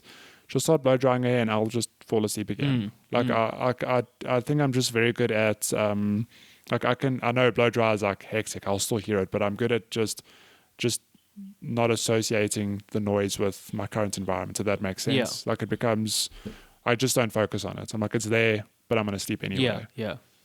I guess then, I mean, you're lucky because that would drive me insane. Yeah, I would not be able to deal with that. Like, I think I'm a deep sleeper during the night, but like if I get woken up, then I can like fade in and out of sleep pretty easily. Like I can wake up in the morning and go back to sleep pretty easily. Yeah, likewise. But lately I've been struggling to fall asleep. I just can't switch my brain off. I don't know. It's the problem. There are times like when you say there are times when I've woken up in the middle of the night. I'm like, oh, I'm thirsty. I'll go get something to drink. And I climb back into bed. I'm like, I'm not tired. That's weird. the worst. But there are times as well where it's like, it's a Sunday morning and I wake up at 7. I'm like, I'm awake. Let me read some messages on my phone. I'm like, you know what? I'm actually going to sleep a bit. Yeah. I'll just pass out and that's my favorite part, where you wake up and you're awake for like a good half an hour, like going through Twitter or something, and then you go back to sleep for like 2 hours. It's so good. Goodbye. And I love naps. Naps are good. Naps are good. In terms of light though, look, I can sleep through anything, but I do like darkness. Yeah, like same. It has to be dark for me to sleep. Yeah, I can sleep with light, but I really enjoy dark. Although I have started doing this thing because I've got blackout lining on the blinds in my room. So like if I put them down during the day, like my room is dark.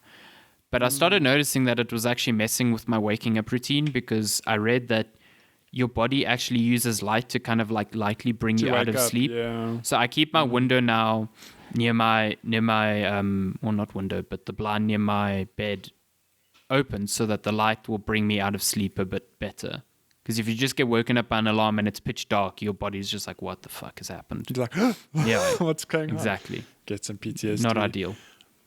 Okay, question 4. Have you ever got into a situation where you can't play a game due to its age, even though it's a port with limitations? In my case, I can't play Zway 1 due to it not being able to output at 1080p when it just... Hang on. Sorry, I messed up that sentence completely. So in my case, I can't play Zway 1 due to it not being able to output at 1080p or 2160p when it just prefers to the 860p instead. What's Zway? This game came out... Yeah, I have no idea. This game came out in the early PS2 era with full 16-bit graphics. Interesting. I can't say that I've had that issue. I mean, I just played Half-Life 2, so... You made it work, yeah. Yeah, and I played a remake of Half-Life 1, but yeah. But this is I think he's struggling to get it to output properly. Or maybe it's a thing of like, you have a PS2, how do you hook it up to your HDMI TV? Well, I think I could be wrong. I know that a while back I wanted to play Knights of the Old Republic 2 again, and I had to download a mod that allowed it to display at like 1080p, because when the game came out it didn't have a 16:9 aspect ratio setting. So like if I couldn't get that working, that would probably irritate me quite a bit. Maybe not to the point where I don't play it, but I have an example of not like an old game, but when I was reviewing monitors at Critical Hit, I got to review one of those obnoxiously massive widescreen monitors. Yeah. And that's when I realized that very few games ship with 21:9 support, which makes me wonder, why are you buying this monitor anyway when half the games that come out don't even... Yeah. And man, when I was playing a game that didn't support that and it was just displaying in HD, that fucking sucked. Like, it was like this weird like 1080 in the middle of the screen with these black bars on the side, but because the image wasn't stretched. It just looked horrible. And I was like, who would that's pay good. so much money for a monitor like this? For a widescreen, yeah. And yeah, I think 16 by 9 is a good middle ground. 16 by 9 for games, perfect. What I want now with the laptop, which is becoming more of a norm, is like 3 by 2 or 16 by 10, because all it does is make the monitor taller. So for work, like you can you get a lot more stuff. Space, yeah. I know Microsoft's laptops cool. do that. Dell's new one is a 16 by 10. So glad that that's Damn. happening. Okay. Email number 5. Some context for Alessandro.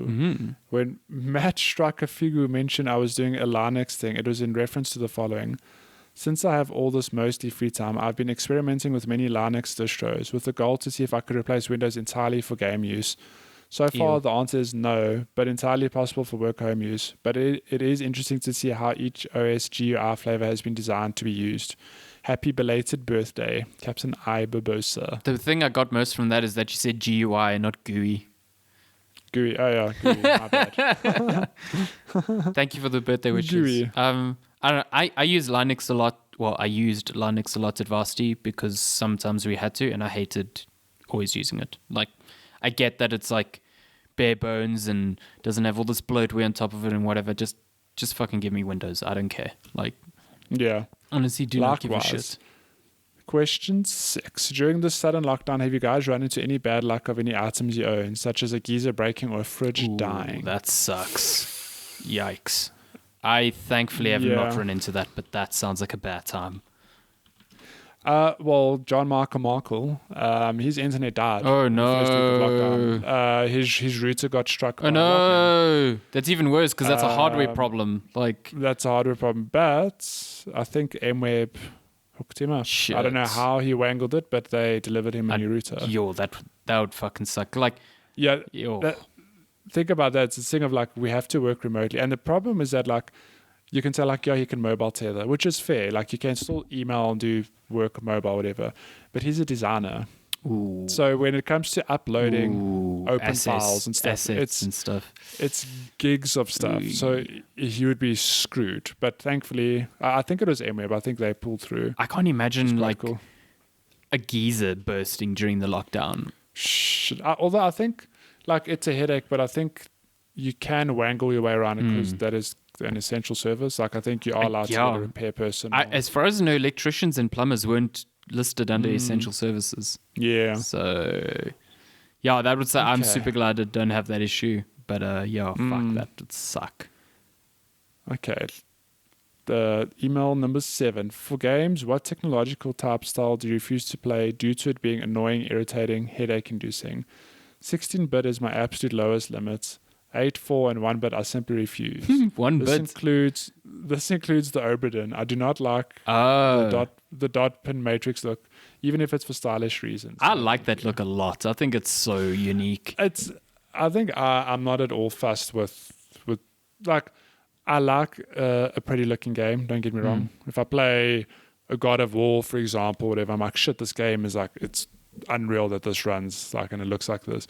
But if it's a Celeste and it's pixelated on purpose, or a Stardew Valley, like, I appreciate the different aesthetics that game creators use to, display their games. So yeah, I've never been turned off by visual like, style. Not to my knowledge. I've never not played a game because I'm like, oh, it doesn't look nice. Or I don't think whatever. the visuals are the thing that would keep me back. I think it's more like the mechanics or the feel of the game that would keep me back. For me, gameplay like transcends what the game looks like.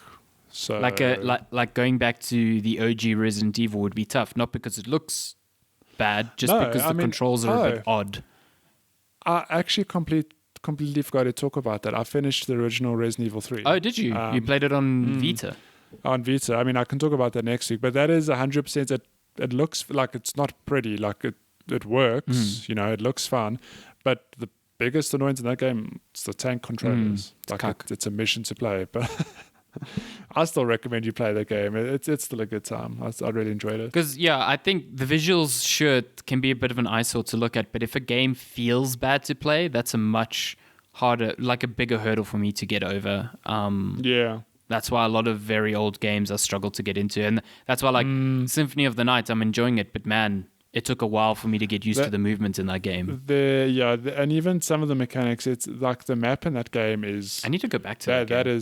That is so dated, especially when it's a thing of you need to get from this corner of the map to the other. There's no fast travel, and the map it's like blue squares linking each, like showing the layout, but you don't actually know what that blue area is because you're not still there. better There's no than label or anything. Fallen Order's 3D map. Oh my god, Fallen Order. Okay, I think this is the last one from Mix. He says, by the time Checkpoint Chat episode 96 is released, it will be my birthday. Ooh. Thanks for the present, peeps. Keep on checkpointing. Happy birthday. So, yeah, happy birthday, Mix. So, is your birthday then, if it comes out on Monday, it'll be... 27th, isn't it? 27th? No. Oh, I think... No, yeah, it's 27th. Yeah. I think this happened last year as well. I think Miggs's birthday falls on a public holiday, if I'm not mistaken. I have a friend who's also birthday on the 27th. To be corrected. So happy birthday. Happy birthday. Oh, thank you for all the questions. But we do have one more from Malesh. She says, hey, from Australia. I did a Miggs. Yeah, from Australia. It says, one of the cool things about isolation is everyone is into gaming now. Mm-hmm. My son and I have been co-oping Lego Dimensions, and the wife and I are finishing Gears 4 and have finished Gears 4 and are busy with Gears 5. Cool. So I have no idea what to take on next. Preferably something from the Game Pass library because I'm broke. Unfortunately, on a decreased salary. That sucks. Yeah, that sucks. Sorry to hear that. We do play Overcooked and Lovers in a Dangerous Space Time already. That game is so cool. I love that game. Which one? Lovers in a Dangerous Space Time. Yeah. I've never played it. Is it good? Good co-op game. Yeah, real good. Okay, and he says, thinking of going through the Halo series next. It's only Halo 5 that doesn't have couch co-op. Any other recommendations? Well, the good thing there is that you spared from the worst Halo, because Halo 5 sucks. Oh, wow. I really do not like that game. But yeah, all the Halos are a good call, because those games are pretty fun in co-op. Gears is a good call, but you said you're finishing those. I'm trying to think of other ones in Games Pass that might be... I can't think of the top of my head. You know what's actually weird? Thinking about it now, because I wanted to say a co-op game might be challenging, but Cuphead doesn't exist in Game Pass. Never has. Does it and not? It's weird because it's not on Game Pass. So that is weird. a Microsoft title. That is super weird. I don't know. I don't know why not, but it's never been on Game Pass. Not that I know of. Huh. So yeah. Halo is a good call. If I'm not mistaken, there's like a 2D like a top-down shooter on Game Pass that I'm like blanking on now. Well, one. So I just pulled up the library quickly. One that's quite cool to play. You can play with the whole family. It's the Jackbox Party Pack 3. Yeah. That's on Game Pass. Let me actually some pull up really the library good games instead there. of trying to think of this on top. Think of the top of your head. But in terms of multiplayer games, there's Metal Slug X, which could be. Oh yeah, that's a cool retro thing to go back to. Those things they've aged really well. Like, I really enjoy playing the Metal Slug. Well, Metal Slug X specifically, I think is really, really cool. Let's see if there's a list here. There is a list. Wow, this is an intense list. It's quite a list, yeah. Astroneer. I mean, you could. Astroneer. I don't think is couch co-op though. I don't think there's couch co-op with that. Yeah, but that would be a cool game to co-op. Let's see. No, there's all the Gears here. Gears. There's a lot of good games on Game Pass, but now that you mentioned multiplayer or couch co-op, I don't know. Yeah, so all the Gears, all the Halos, really good. Lego Star Wars 3 is there. Yeah, all the Lego games are, and the Lego games are super fun. Like, I kind of really enjoy them. They're really laid back and chilled out to play. I'm very excited for the new Star Wars one because that one's like actually changing the mechanics quite drastically. Yeah. Well, Minecraft Dungeons have couch co-op, I wonder. Yes, it specifically has, So that's coming out May 26th. I mean, that's a month away, but you can definitely play that. Yeah, and that's going to be cool. Yeah, I think that's like dungeon crawling couch co-op is some of the best times. Ruiner, but that's leaving April 30th. That was the top-down one that I think is couch co-op as well. You can play. There are a lot of games, yeah. There's the whole Rare Replay library, which surely there's some multiplayer games in there. I mean, it's 30 games. I know you can play Made Viva from Rare. Pinata like couch co-op, but it's weird because you're both working on a single garden, and I think the second player has some limitations, but it's worth like looking at and having a look. looking into. Yeah. Well, if you want, you and your wife can team up in Rocket League and play that online if you haven't played that yet. I need to play more of that. I haven't played that in a long time. It's a good time. Yeah, I guess this just shows you how like couch co-op kind of hasn't, like it's kind of disappeared. It was really weird how the new Formula One game this year was announced with split screen enabled, and I was like, that's bizarre because that's almost like what? not present anymore. So It's not like it is an actual feature. But there's a lot of games there that you're not necessarily both playing, but that you can kind of like swap. There are tons of individual games if you can pick up. Yeah, individual games that you can kind of like pass the controller around. I don't know if Forza. I don't think Forza has split screen because that would be a cool one to play. No. Yeah, but I mean that's something you could take turns playing. But there's so many there's so many roguelikes here that you can kind of like pass the controller with. Like you've got Dead Cells and you've got Enter the Gungeon, Children of Mortar, Moonlighter, stuff like that. Oh, Blazing Chrome is another like a retro shooter that I think has co-op, so you could give that a go. So yeah, Games Pass has a lot of games. Holy shit, that's wild. Plenty. Absolutely wild. Yeah, well, I hope that helps you, Malesh. Yeah, and I hope things are okay in Australia in these weird times. Yeah. Yeah. I mean, you probably know from us, South Africa, we own family that South Africa is just full lockdown. I don't know how the rest of the world's handling it. Like, I know in terms of severity, like we're quite strict with our lockdown. But like, I don't know what Australia's deal is, for example. I don't know. I do know that Madeira is on full lockdown as well. Is it? Like it's on the level of what we have. Everything's closed. Only pharmacies and grocery stores are open. I know the UK is on lockdown, but they're allowed to still exercise outside, like go for runs and stuff. The States, you just have a president advising you to inject yourself with detergent, so that's cool. Sarcastic. Yeah, apparently. Whatever. Fucking mess. What a mess. No, but that's all the questions. Thank you for sending us questions. If you have questions just like Megs, Milesh, and Bester Bash. That was the three people who sent questions, right? You can send your own questions to email at checkpointchatpodcast@gmail.com or at Checkpoint Chats on all the social media, on Twitter, on Instagram, on Facebook, even on TikTok. Even on TikTok. Who are these TikTok questions going to? Someone's sending them in and being irritated that we're not seeing them. I don't know. I haven't received a single TikTok. We need a TikTok question in video format. And then we'll reply in a TikTok. in a TikTok. Okay. Yeah, that's how it works. Okay. That's it though. That's all the questions. That's been episode. Damn, these episodes keep getting long. This one's not as long as last week, but it's still long. It's not as long. Yeah. It's still long. I thought it would be shorter because I was like, I only played Mario Maker and it's because we're not Final Fantasy VII, but we're not watching the timeline as we're recording, like we usually do. I'm watching, but it's like, we're talking. Yeah. Whatever. But that's been episode 96 of Checkpoint Chat, as always. Thank you for listening. Yeah. Oh, God, I had a little burp there. Sorry. Yo, little burpee. Yeah, a little burpee. Burpee. I'm actually going to go do burpees right now. Yo, okay. I'm going to go eat breakfast and then do my workout for the day, mow the lawn. Oh, yeah, that is. I got to do that this weekend, and that is a workout. Let me tell you. Here's my plan. I'm going to get all my shit done today. Then tomorrow and Monday, I'm doing sweet nothing. Oh, yeah. And by sweet nothing, you mean looking into Barrett's eyes in Final Fantasy VII. Like, take those sunglasses off, you handsome man. Just finish Fallout 76. You can play this game. I need to. Yeah, I'll get there. Thank you so much for listening. It's been episode 96. Yeah. We'll be back next week, probably still remotely for the time being.